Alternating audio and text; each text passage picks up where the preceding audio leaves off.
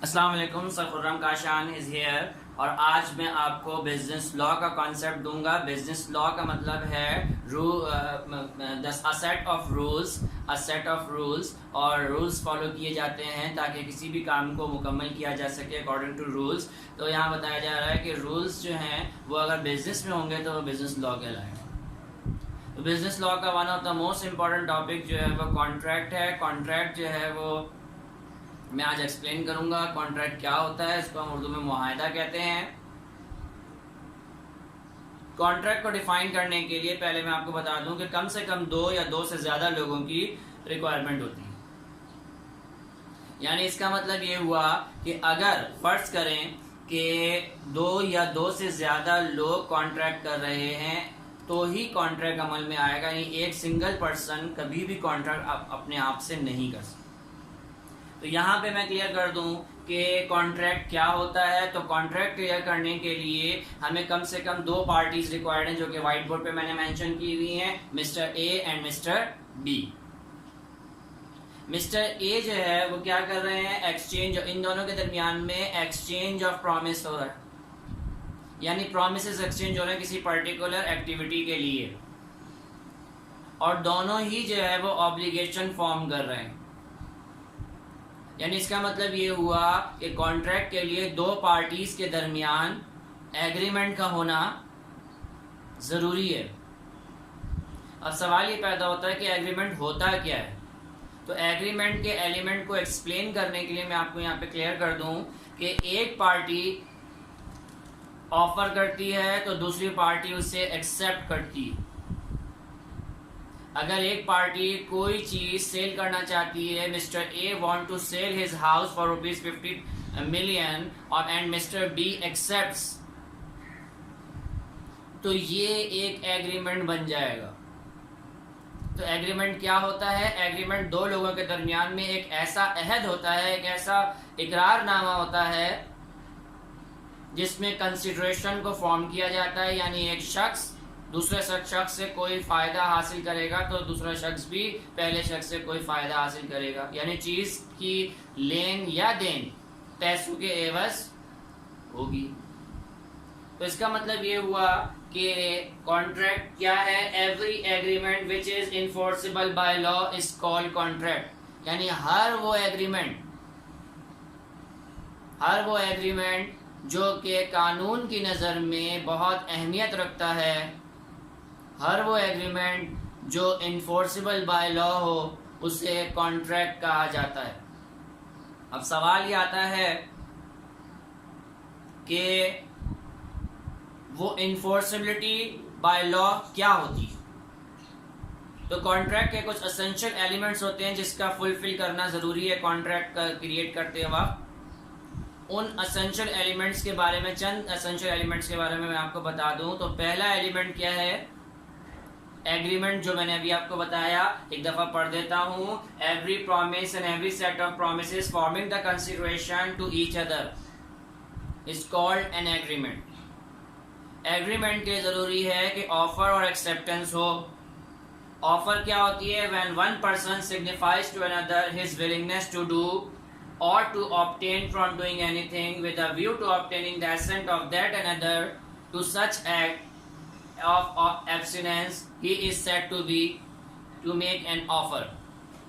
यानी एक शख्स अपनी विलिंगनेस जाहिर कर रहा है दूसरे शख्स को कि मैं ये काम करना चाहता हूँ और आपसे इस बात की रजामंदी चाहता हूँ।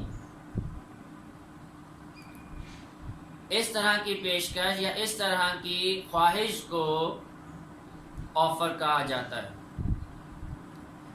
जब एक शख्स ऑफर दे देता है तो दूसरा शख्स उसको, जिसको ये ऑफर दी जा रही होती है, वो उसे एक्सेप्ट भी करता है। यानी एक्सेप्टेंस क्या होती है?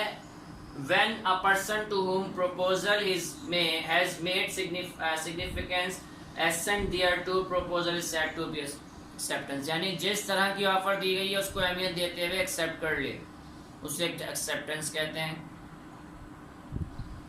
तो इसका मतलब ये हुआ कि agreement is equals to offer plus acceptance. जब ऑफर और एक्सेप्टेंस को प्लस कर लिया जाए 2 पार्टीज के दरमियान में, तो एग्रीमेंट क्रिएट हो जाता है और वही एग्रीमेंट इन्फोर्सेबल बाय लॉ हो तो वही चीज किसमें कन्वर्ट हो जाती है, कॉन्ट्रैक्ट में।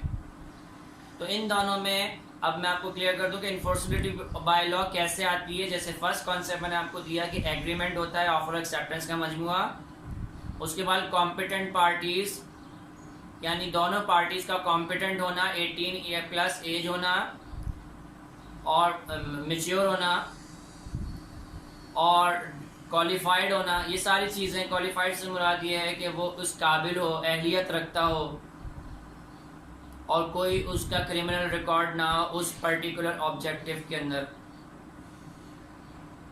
तो वो कॉन्ट्रैक्ट कर सकता है। फ्री कंसर्ट हो, आज़ाद हो, कोई किसी के ऊपर जबर ना कर रहा हो, थ्रेट ना दे रहा हो। इसी तरह कंसिडरेशन हो यानी दोनों के लिए कोई ना कोई फ़ायदे की बात हो, लेन देन की बात। ना सिर्फ ये बल्कि लॉफुल ऑब्जेक्ट हो, जिस चीज़ के बारे में मुआहदा किया जा रहा है, जिस मकसद के तहत किया जा रहा है वो कानूनी हो, सारी नेसेसरी लीगल फॉर्मेलिटीज़ पूरी की जा रही हो। नेसेसरी लीगल फॉर्मेलिटीज से मुराद ये है कि अटेस्टेशन की जा रही हो, रजिस्ट्रेशन कराई जा रही हो और सारी चीज़ें पेपर वर्क हो तो बहुत ज़्यादा बेहतर है। लेकिन रोज़मर्रा के मुआहदे ज़रूरी नहीं कि वो पेपर वर्क हो, लेकिन लॉन्ग ड्यूरेशन के जो मुआहदे होते हैं उसका पेपर वर्क होना ज़रूरी है और दोनों पार्टीज उस पर साइन भी करें। सर्टेनिटी ऑफ मीनिंगफुल हो दोनों के लिए और पॉसिबिलिटी ऑफ परफॉर्मेंस से मुराद ये है कि परफॉर्म होने की भी पॉसिबिलिटी हो। ऐसा ना हो कि बहुत ऐसी बातें हों जो पॉसिबल है ही नहीं दुनिया में। तो या अगर ये एलिमेंट सारे जो मैंने अभी आपके सामने नाम लिए, ये एलिमेंट भी शामिल हो जाते हैं एग्रीमेंट के साथ, तो ये अमल किसमें कन्वर्ट हो जाता है, कॉन्ट्रैक्ट में। तो इसीलिए मैंने यहाँ पर एक इक्वेशन बनाई है कि agreement is equals to offer plus acceptance. Agreement हासिल करने के बाद इन्फोर्सिबिलिटी बाय लॉ हो तो कॉन्ट्रैक्ट कंप्लीट होता है। तो कॉन्ट्रैक्ट एक दफ़ा बन जाए तो उसको तोड़ने वाला या उसके खिलाफ वर्जी करने वाले पर जुर्माना या सज़ा आयद होती है। इसीलिए कॉन्ट्रैक्ट बनाते हुए हमें इन चीज़ों का ख्याल रखना है और बहुत ध्यान से कॉन्ट्रैक्ट बनाना है जो कॉन्ट्रैक्ट्स हम बनाते हैं। और ये सारे कॉन्ट्रैक्ट अगर बिजनेस से रिलेटेड हो तो बिजनेस लॉ का हिस्सा होते हैं। ये कमर्शियल लॉ भी हो सकते हैं और इंडस्ट्रियल लॉ भी हो सकते हैं। तो contract is one of the most important topic from the student point of view, examination point of view. तो ये आज मेरा लेक्चर था, इसको अच्छी तरह समझिए और मेरे चैनल को सब्सक्राइब कीजिए, लाइक कीजिए, व्यूज़ दीजिए।